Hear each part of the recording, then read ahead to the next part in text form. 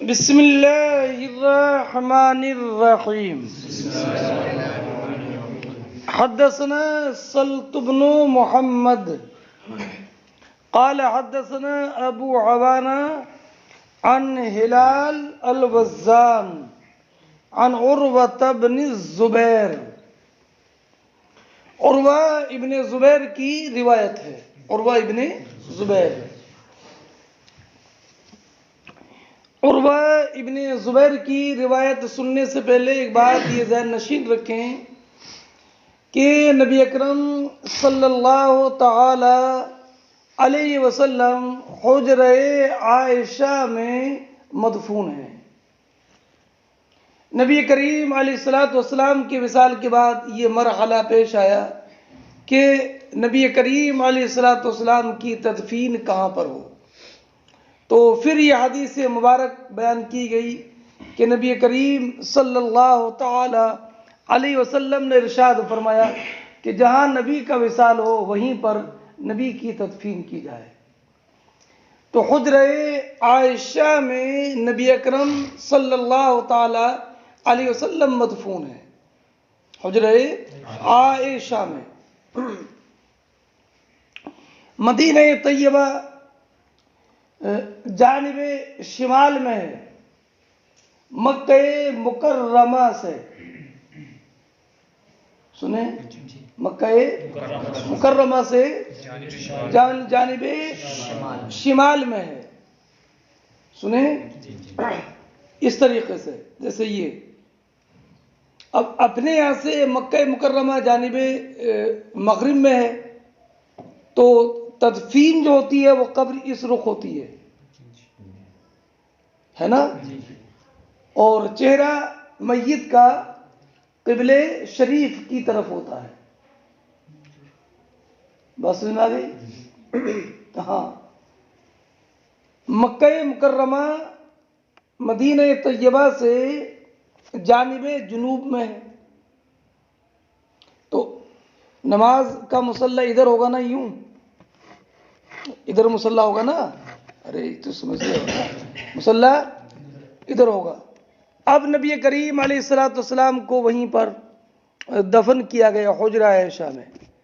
تو نبی کریم علیہ الصلوۃ والسلام کا رخ انور بولو قبلے کی طرف ہوگا ہے نا. تو جب نبی کریم علیہ الصلوۃ والسلام کے رخ انور کے سامنے رخ کر کے کھڑے ہوں گے تو پیٹھ کعبہ شریف کی طرف ہوگی. بالکل ظاہر سی بات ہے نا.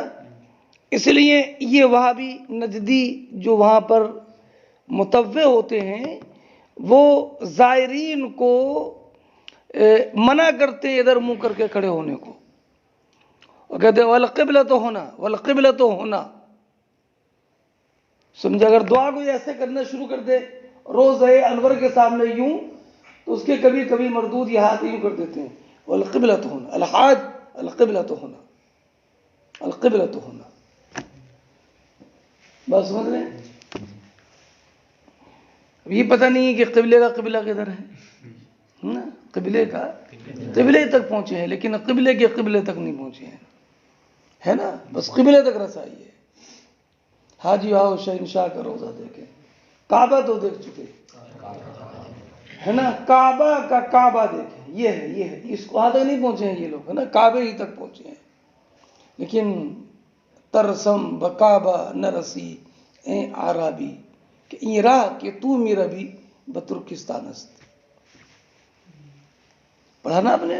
کہاں ہے اس میں ہے یہ گلستہ میں ہے. گلستہ مت کہنا گلستہ ہے نا. گلستہ جہاں سے کہ پھول لائے جائے. جہاں سے بو ستا جہاں سے خوشبو لائی جائے ہے نا. ارے جہاں سے بوستا باغی کے معنی میں دونوں. گل آورد سادی سوئے بوستا چو فل فل بہن دوستا. تو ہے نا بوستا میں گل آورد سادی سوئے بوستا چو کہاں پر کہا شیخ سادی نے کچھ پتہ نہیں چلا کیوں بوستان گل آورد سادی سوئے بوستان. کوئی اگر باغ کی طرف پھول لے کے جائے تو کیا کہیں گے اس کو؟ باغ میں پھول دینے کے لیے آیا ہے, گلشن میں پھول دینے کے لیے آیا ہے. تو شیخ سعدی جب اپنے ملک شیراز سے باہر تھے تو اور جب واپس آنے لگے تو کیا کہ میں بہت زیادہ سب جگہ پر گھوما لیکن میں نے اپنے شیراز جیسا شہر کسی کو نہیں پایا. یہ مادر وطن سے محبت ہوتی ہے. اب کہا کہ وہ اہل وطن کے لیے کچھ پھول محبت, کوئی باہر سے آتے ہیں تو پھول لے کر کے آتے ہیں, ہدیہ لے کر کے آتے ہیں, تو میں کیا لے کر کے جاؤں اپنے اہل وطن کے لیے؟ تو کوئی قند لے کے آتا ہے, کوئی شکر قند لے کے آتا ہے, کوئی کچھ لے کر کے آتا ہے, تو میں کیا لے کے جاؤں؟ تو کہا میں نے شیراز کے لیے جو ہے یہ اپنے اشعار کا مجموعہ تیار کیا ہے نا. مگر شیراز کی سرزمین تو چونکہ شعر و سخن کی سرزمین ہے اور وہاں پر میں شعر لے کر کے جاؤں تو یہ تو ایسے ہے کہ جیسے کہ کوئی باغ میں پھول لے کر کے جائے اور ہندوستان میں مرچ لے کے آئے. ہندوستان کی مرچ مشہور ہے. تو پھر فرمایا لیکن ہاں یہ ایسا گل ہے, ایسا پھول ہے کہ شاید جو چمن میں زیب دے دے. اور پھر اپنے اشعار کی تعریف کی ہے انہوں نے شعر ہے نا. تو حجر عائشہ میں نبی کریم صلی اللہ تعالی علیہ وسلم کو دفن کیا گیا. تو حجر عائشہ میں نبی کریم علیہ الصلوۃ والسلام کی قبر انور بھی تھی اور اسی حجرے میں عائشہ صدیقہ رہتی بھی تھی. جب حضرت ابو بکر صدیق کا وصال ہوا تو آپ کو بھی دفن اسی حجرے میں کیا گیا. سنیں, آپ کو اسی حجرے میں دفن کیا گیا, لیکن اس طور پر کہ آپ کا سر مبارک نبی کریم علیہ الصلوۃ والسلام کے سینے مبارک کے سامنے.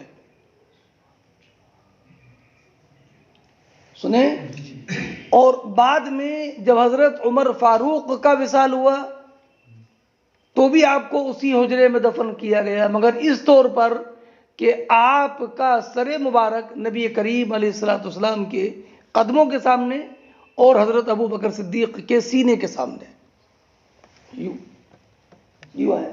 تو آپ کے پائے مبارک مشرقی دیوار کے بالکل کنارے پہنچ گئے. کس کے؟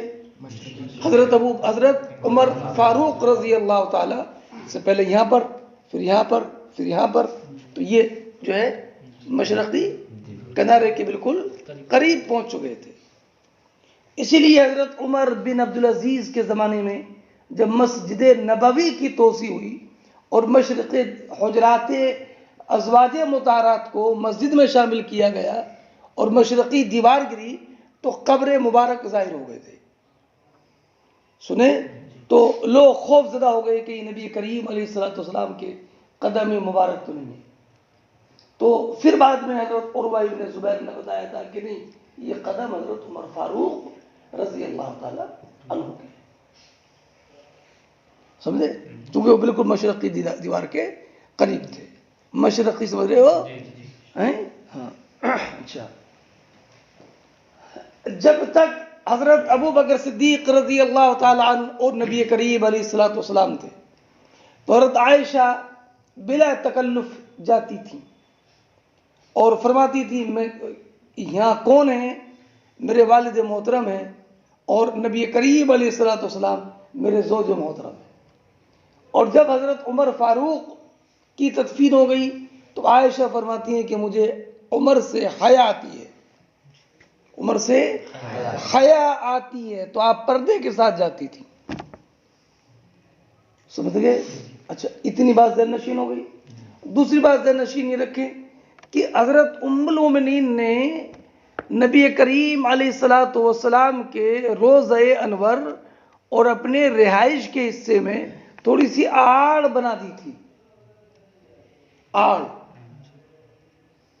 سنیں, اب اسی آڑ بنانے کی حکمت اس حدیث میں ذکر ہے، جس کے لیے میں نے آپ کے سامنے یہ بات عرض کی کہ حضرت عائشہ ام المومنین فرماتی ہیں کہ نبی اکرم صلی اللہ تعالی علیہ وسلم نے اپنے مرض وصال میں فرمایا اور آپ کے چہرے انور پر چادر تھی، تو آپ کو جب گھٹن محسوس ہوئی تو آپ نے چادر کو ہٹایا اور فرمایا لعن اللہ الیہود والنصارى اتخذوا قبور انبیائہم مساجدہ، اور ایک روایت میں قاتلہم اللہ رب العزت یہود و نصارہ کا برا کرے، ان پر لعنت فرمائے کہ انہوں نے اپنے انبیاء کی قبروں کو سجدہ گاہ بنا لیا، انہوں نے اپنے انبیاء کی قبروں کو سجدہ گاہ بنا لیا۔ سنیں، یحذر ما صنعوا، نبی کریم علیہ الصلوۃ والسلام ان کے اس کرتوت سے اپنی امت کو ڈرا رہے تھے کہ میرے بعد میری قبر کو سجدہ گاہ مت بنا لینا، سجدہ گاہ مت بنا لینا۔ فرماتی ہیں عائشہ صدیقہ رضی اللہ تعالی عنہا کہ میں نے اسی وجہ سے نبی کریم علیہ الصلوۃ والسلام کے روضہ انور اور اپنی رہائش کے درمیان ایک دیوار پردہ قائم کر دیا ہے۔ اگر مجھے یہ ڈر نہ ہوتا تو میں نبی کریم علیہ الصلوۃ والسلام کے مزار اقدس سے پردے کو ہٹا کر مزار اقدس کو ظاہر کر دیتی۔ بس سنا یہ پوری بات ہے۔ اب تو مزار انور اتنا زیادہ محفوظ ہے کہ وہاں دیوار در دیوار ہے۔ نور الدین زنگی کی جو دیوار ہے وہ الگ ہے، وہ سیسہ پلائی دیوار ہے، اور اس کے اندر پھر ایک الگ دیوار ہے۔ ان دیواروں کی وجہ سے اصل روضہ مبارک کی زیارت حاصل نہیں ہوتی ہے، بلکہ مواجہ شریف کے سامنے جو ایک گول دائرہ آپ نے تصویر میں دیکھا ہوگا، گول دائرہ ہے نا، وہاں سے صرف الصلاۃ والسلام علیکہ یا رسول اللہ جو آپ کے ٹھیک رخ انور کے سامنے ہے، تو وہاں پر کھڑے ہو کر الصلاۃ والسلام علیکہ یا رسول اللہ عرض کرتے ہیں، اور قریب سے دیکھنے والے بیان کرتے ہیں کہ صرف اندر سے بھی اجالا نظر نہیں آتا ہے۔ پھر اس کے بعد جو ابوبکر صدیق رضی اللہ تعالی عنہ کا جہاں پر سر مبارک ہے اس کے سامنے مواجہ شریف، اس کے بعد میں حضرت عمر فاروق رضی اللہ تعالیٰ عنہ کے رخ انور کے سامنے ہے۔ سمجھ میں آئی بات؟ ٹھیک کہہ رہا ہوں زندگی میں؟ اب یہاں پر ایک کبھی اشکال یہ کہ اللہ یہود پر لعنت فرمایا کہ انہوں نے اپنے نبی کی قبر کو سجدہ گاہ بنا لیا، تو یہ تو سمجھ میں آتا ہے کہ موسیٰ علیہ الصلوۃ والسلام کی قبر ہے، مگر حضرت عیسیٰ علیہ الصلوۃ والسلام تو آسمان پر زندہ اٹھائے گئے، تو حضرت عیسیٰ علیہ السلام تو مدفون ہی نہیں ہے، تو اب نصارہ کے اپنے نبی کی قبر کو سجدہ گاہ بنانے کا کیا مطلب ہے؟ سمجھ گئے؟ تو اس کا جواب علامہ عینی علیہ رحمۃ والرضوان نے ذکر فرمایا ہے کہ مراد ہے انبیاء کے جو مبلغین اور قاصدین تھے ان کی قبروں کو سجدہ گاہ بنایا۔ کیا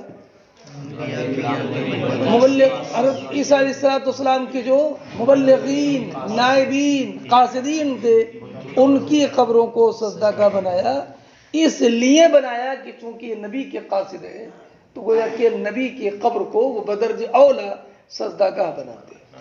یہ جواب یاد رکھنا شاید کبھی کام دے۔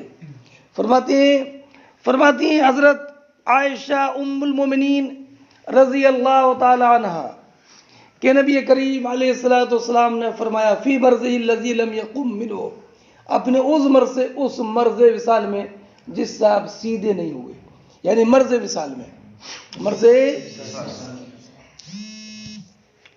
فرمایا لعن اللہ الیہود، بولو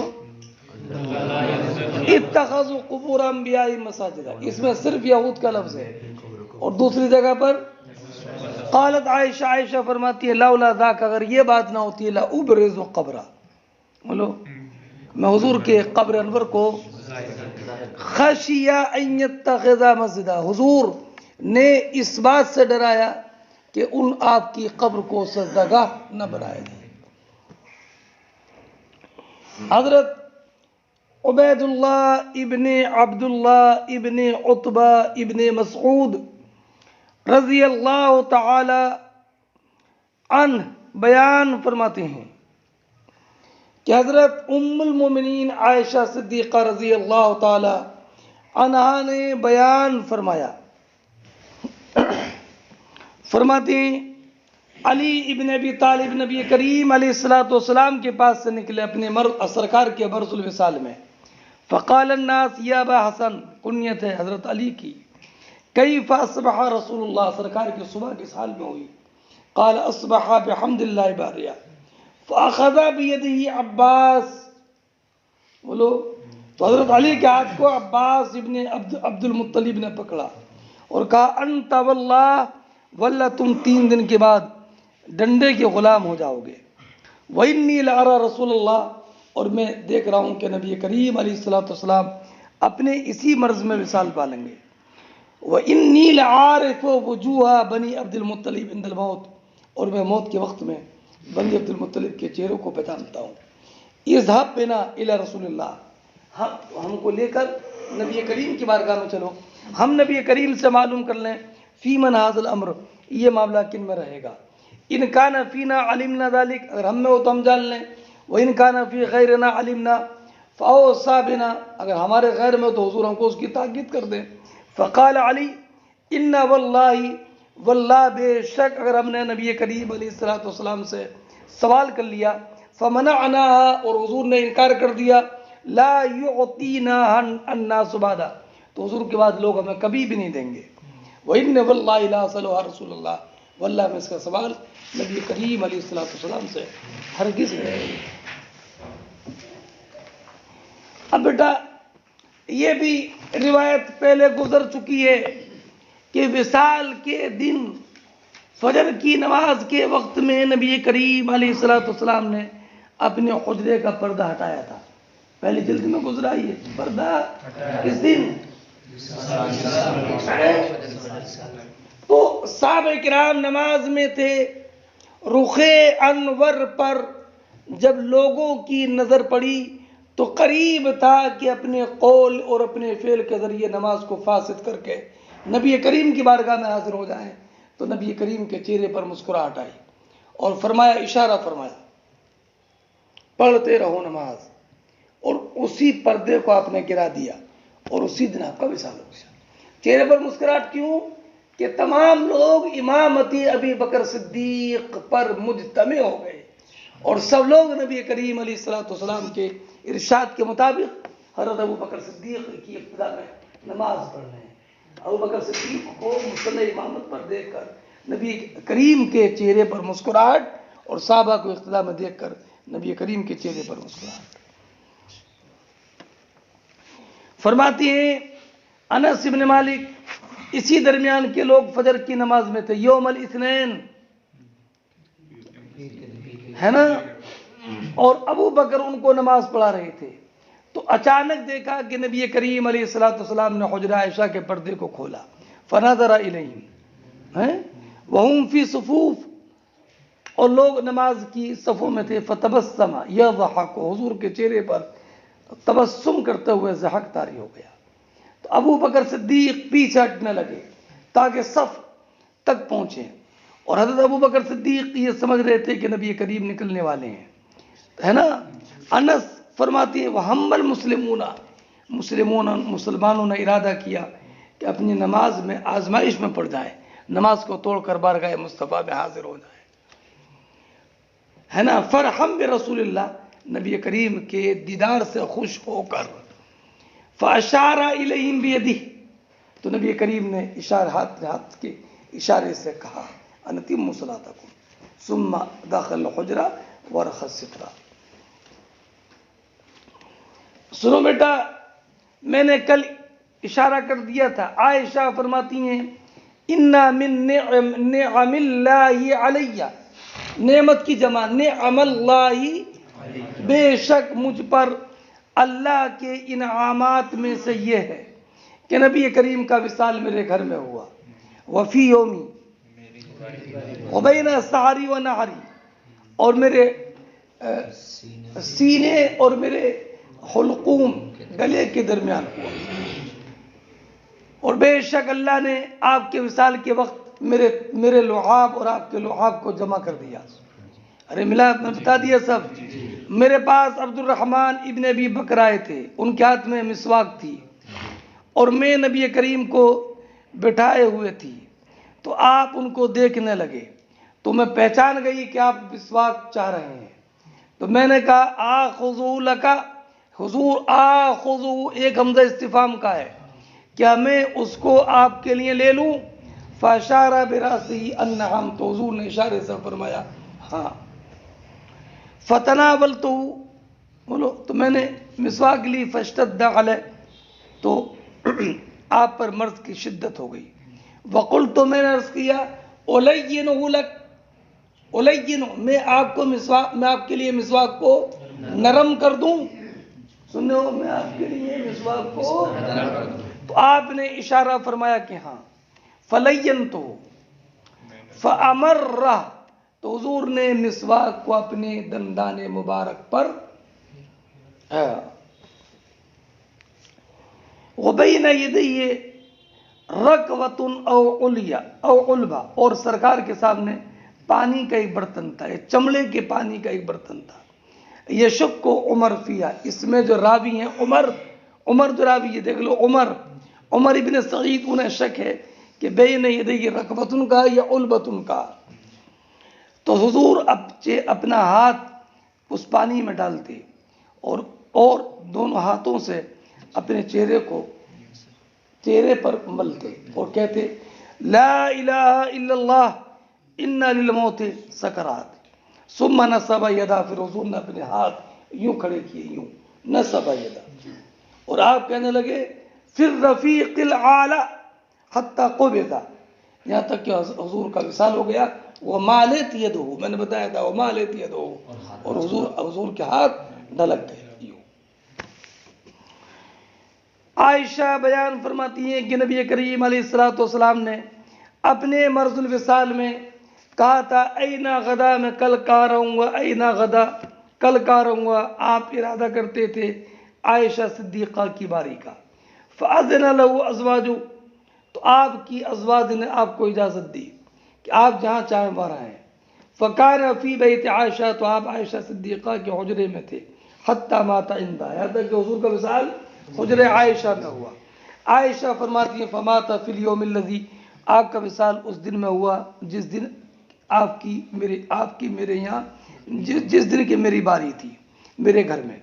تو اللہ رب العزت نے آپ کو اپنے قرب خاص میں بلایا، اس حال میں کہ آپ کا سر میرے سینے اور میرے حلقوم کے درمیان تھا، وخالط ریقہ ریقی، اور آپ کا لعاب میرے لعاب کے ساتھ ملا دیا۔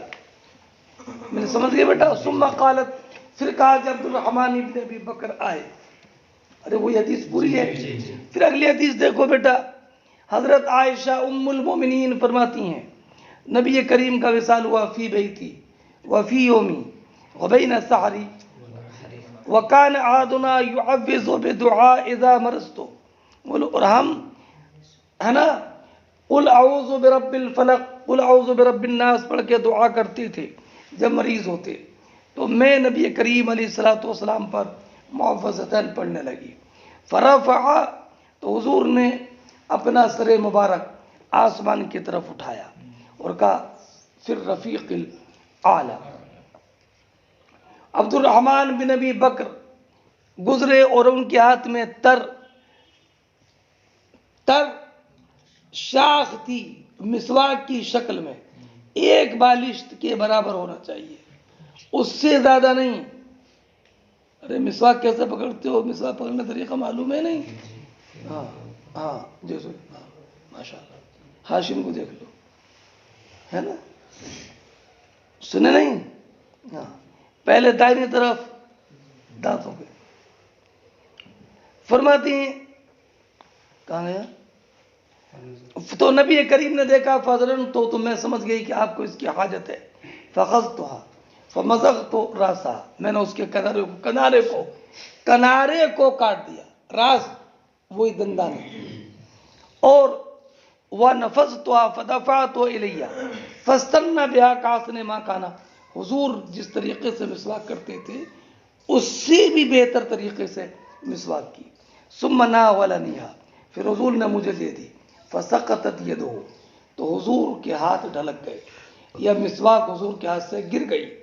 فَجَمَعَ اللَّهُ بَيْنَ رِيقِي وَرِيقِهِ، حضور اللہ نے میرے اور آپ کے لعاب کے درمیان جمع کر دیا، دنیا کے آخر دن میں اور آخرت کے پہلے دن میں. ملا بیٹا؟ کیا بیان فرمایا؟ یہ حدیث پہلی جلد میں گزر گئی ہے اور وہاں پر میں نے تشریح اس کی مکمل کر دی ہے. پھر آپ کو بتاتا ہوں کچھ قدر اختصار کے ساتھ کہ نبی کریم علیہ الصلوۃ والسلام پر جب مرض طاری ہوا اور مرض میں شدت ہو گئی تو آپ نے اپنی ازواج مطہرات سے اذن طلب کیا کہ تیمار داری ام المومنین عائشہ صدیقہ کے حجرے میں ہو جائے. تو ازواج مطہرات رضی اللہ تعالی عنہن نے اجازت دے دی.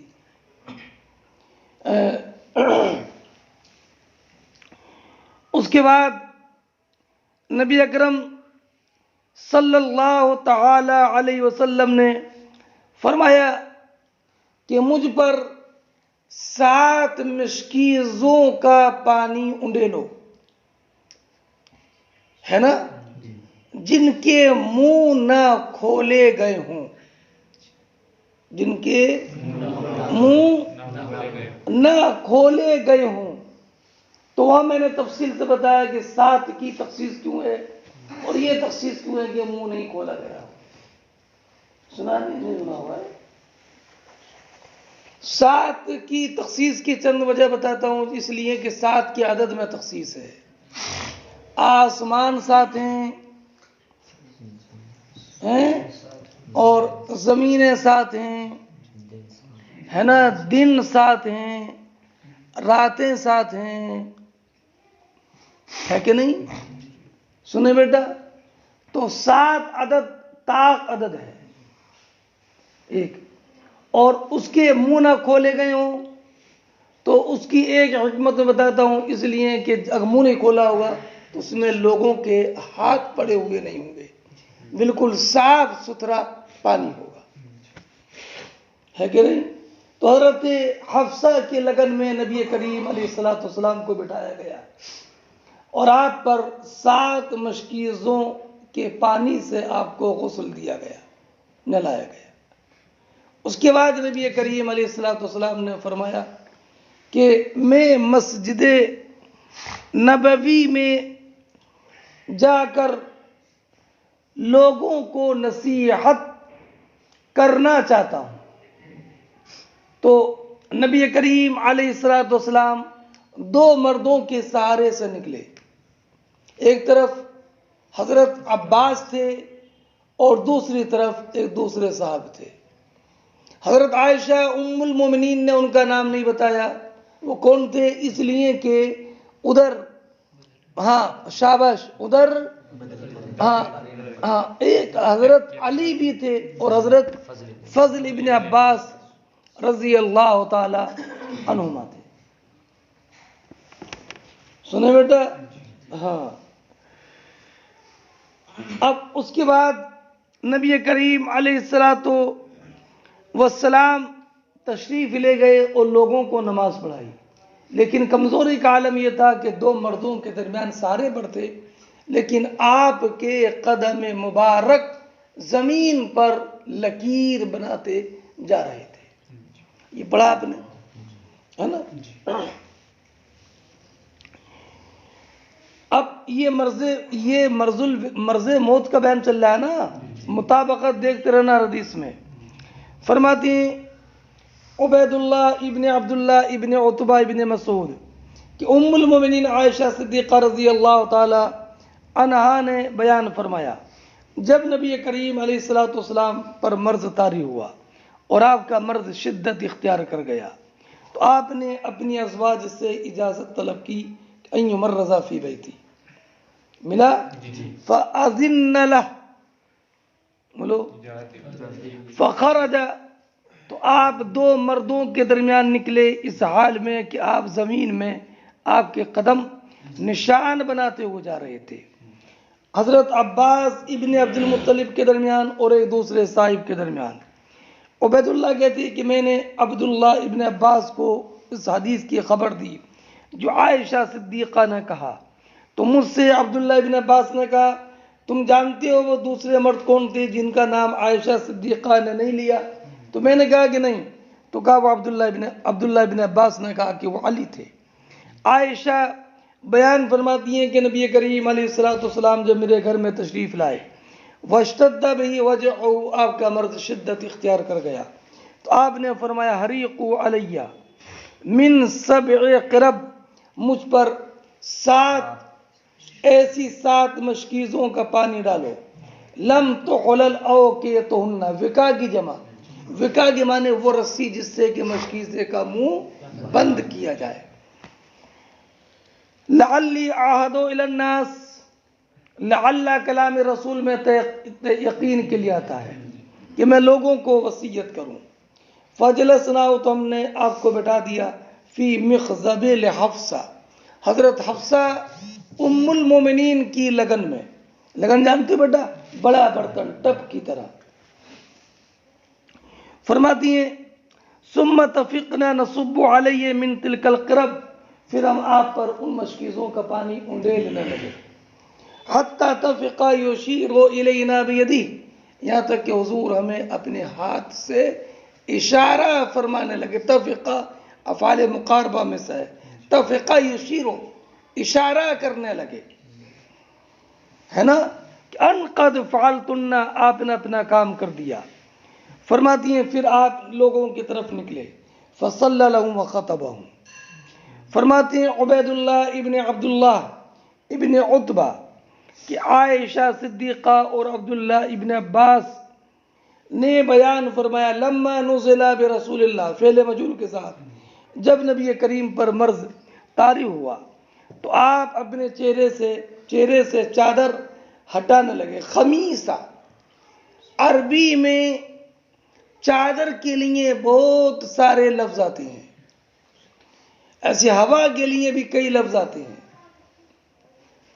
سمجھے ارے عربی کا دامن بہت وسیع ہے ایک لفظ کے کئی معنی اور ایک معنی کے لیے کئی لفظ ہے کہ نہیں سمجھے بہت وسعت ہے خمیسہ اس چادر کو بولتے ہیں کہ جس میں کالا پن ہو اور دھاری پڑی ہو قصہ الگ ہے ردا الگ ہے فرماتی ہیں فَإِذَا اغْتَمَّ جب حضور نے گھٹن محسوس کی کشف عن وجہی ملا بیٹا اور اس کے بعد اسی حال میں فرمایا لعنت اللہ علی الیہود والنصارى اتخذوا قبور انبیاء مساجدا یحذر ما صنعوا حضور اس سے ڈرا رہے تھے بولو فرماتی ہیں عبید اللہ کہ حضرت عائشہ صدیقہ رضی اللہ تعالی عنہ نے بیان فرمایا کہ لقد سنو یہ بیٹا ایک لمبی حدیث کا ایک جملہ ہے کہ جب نبی کریم علیہ الصلوۃ والسلام نے حکم فرمایا مروا ابا بکر یصلی بالناس تو حضرت عائشہ صدیقہ رضی اللہ تعالی عنہ نے بیان فرمایا حضور حضرت ابو بکر رقیق القلب ہیں یہ حدیث آئی ہے کیا اسی جلد میں آئی ہے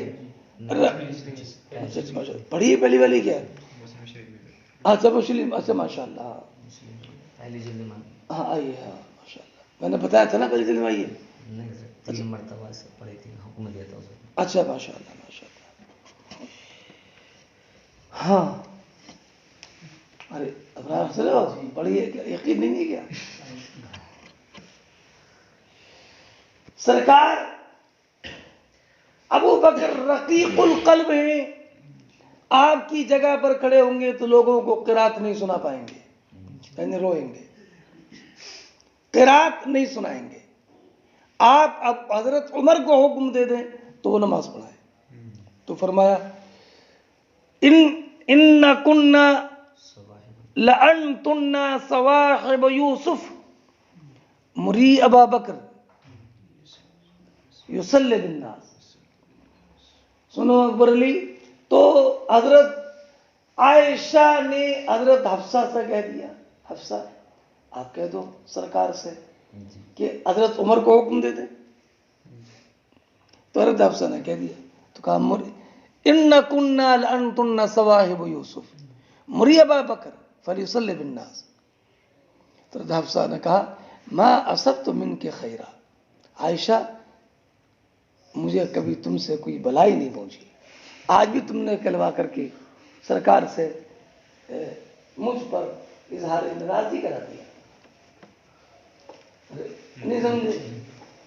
اب حضرت عائشہ صدیقہ رضی اللہ تعالی عنہا نے بتایا کہ یہ بات کہنے کی دو وجہ تھی۔ پہلی وجہ تو یہ تھی کہ میں یہ سمجھتی تھی کہ جو نبی کریم علیہ الصلوۃ والسلام کے مصلی پر جائے گا لوگ اس سے محبت نہیں کریں گے۔ کیوں محبت نہیں کریں گے؟ تو بیٹا ایک ہوتی ہے فطرت انسانیہ، کہ جب مصلی امامت پر حضور کو نہیں دیکھیں گے ان کو دیکھیں گے، دیکھو یہ دیکھو اب یہ نماز پڑھا رہے ہیں، حضور نہیں ہے، حضور نہیں ہے، یہ نماز پڑھا رہے ہیں۔ ارے نہیں سمجھ رہے ہیں؟ اور دوسری وجہ یہ تھی کہ کئی لوگ بدشگونی نہ لیں۔ بدشگونی کیا؟ کہ نبی کریم علیہ الصلوۃ والسلام کی حالت غیر ہے، مرض شدید ہے، حیات ظاہری کے آثار کم ہیں، اب یہ مصلی امامت پر پہنچیں گے ابو بکر صدیق رضی اللہ تعالی عنہ اور حضور کا وصال ہو گیا، تو کچھ لوگ کہیں گے دیکھو یہ مصلی امامت پر کیا آئے کہ حضور کا وصال ہو گیا۔ سنیں تو فرماتی ہے کہ میں ان دو وجہ سے ہی چاہتی تھی کہ یہ امر ابو بکر صدیق میرے والد کے علاوہ کسی دوسرے کو ملے۔ سمجھ رہے ہیں؟ اب ان دو باتوں کو ذہن نشین کریں۔ اب اس لمبی حدیث کا ایک مختصر ٹکڑا ہے یہ۔ عائشہ فرماتی ہیں لقد راجعت رسول اللہ فی ذلک، میں نے اس بارے میں نبی کریم سے بار بار جو مراجعات کی تھی، ارے امامت ابو بکر کے بارے میں، وما حملنی علی کثرت مراجعتہ، مجھے کثرت مراجعات پر نہیں ابھارا مگر اسی بات نے کہ میرے دل میں یہ بات واقع نہیں تھی کہ لوگ اس سے بھی محبت کریں گے جو آپ کے بعد آپ کی جگہ پر کھڑا ہو، میرے دل میں یہ نہیں تھی، بلکہ یہ تھا کہ لوگ اس سے محبت نہیں کریں گے، اور یہ بھی کہ میں یہ سمجھتی تھی کہ جو بھی آپ کی جگہ پر کھڑا ہوگا تشاءم الناس بہ، لوگ اس سے فعرضت، تو میں نے چاہا کہ یہ معاملہ نبی کریم علیہ الصلوۃ والسلام سے ہٹ کر، یہ معاملہ نبی کریم علیہ الصلوۃ والسلام ابو بکر کے علاوہ کسی دوسرے کے سپورٹ کر دیں۔ امام بخاری فرماتے ہیں یہ روایت عبداللہ بن عمر نے کی ہے، ابو موسیٰ اشعری نے کی ہے، عبداللہ بن عباس رضی اللہ تعالیٰ عنہ نے کی ہے نبی کریم علیہ الصلوۃ والسلام سے۔